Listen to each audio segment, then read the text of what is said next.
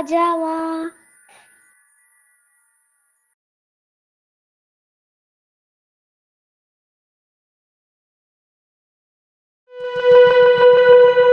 அனைவருக்கும் வணக்கம். முதல் பாகத்தின் தொடர்ச்சி. ஒரு நாள் காலையில் காலி அறையிலிருந்து உள்ளிருந்து சப்தம். நாங்கள் 6 பேரும் ஒருவரை ஒருவர் முகம் பார்த்து கொள்கின்றோம். பின் கதவை திறந்து பார்த்தால் யாரும் இல்லை. அந்த அறையினுள் ஒரே ஒட்டடை மண். ஒரு ஆள் படுத்து கிடந்ததை போல் தரையில் அச்சுருவம். இப்படியே சென்று கொண்டிருக்க கம்பெனி மேனேஜருக்கு ஃபோன் செய்து தெரிவித்தோம். அவர் ஏளனமாக சிரித்தார். அதெல்லாம் ஒன்றுமில்லடா, நல்ல வீடு தான், இருங்க, இன்னும் 2 மாதம்தான், பிறகு வேறு ஊருக்கு செல்லணும் என சொன்னார். நாங்களும் சரி என ஒப்புக்கொண்டோம். ஒரு நாள் இரவு 12 மணி இருக்கும். அரபு மொழியில் கத்தும் சப்தம். எல்லா பர்ரா, எல்லா பர்ரா. நாங்கள் யாரும் வெளியே வரவில்லை. விடிந்ததும் அன்றைய நாள் முழுவதும் அதே நினைவு. எங்களோடு வேலை செய்யும் குகன் என்பவருக்கு காய்ச்சல். வேலைக்கு வரவில்லை.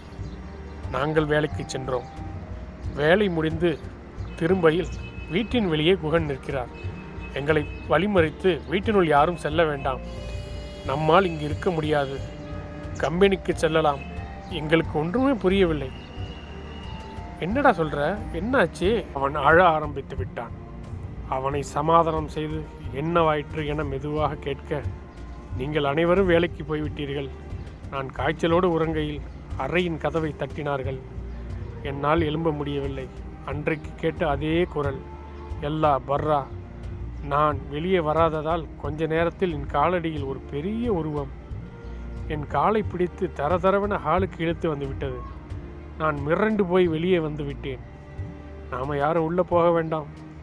உடனே கம்பெனிக்கு ஃபோன் செய்து விஷயத்தை கூற மேனேஜரே நேரே வந்து விட்டார். அக்கம்பக்கத்தில் விசாரித்தார். அப்போதுதான் தெரிந்தது அந்த இடத்தில் அந்த காலத்தில் சமாதி இருந்ததென. அதன் மேல் வீட்டை கட்டிவிட்டார்கள். யாரையும் இங்கு தங்கி விடுவதில்லை. அந்த ஆத்மாவை பொறுத்தவரை அதன் வீடு, அதில் யாருக்கும் அனுமதி இல்லை.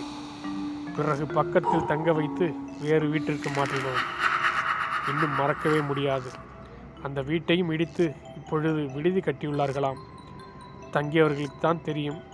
நன்றி, வணக்கம்.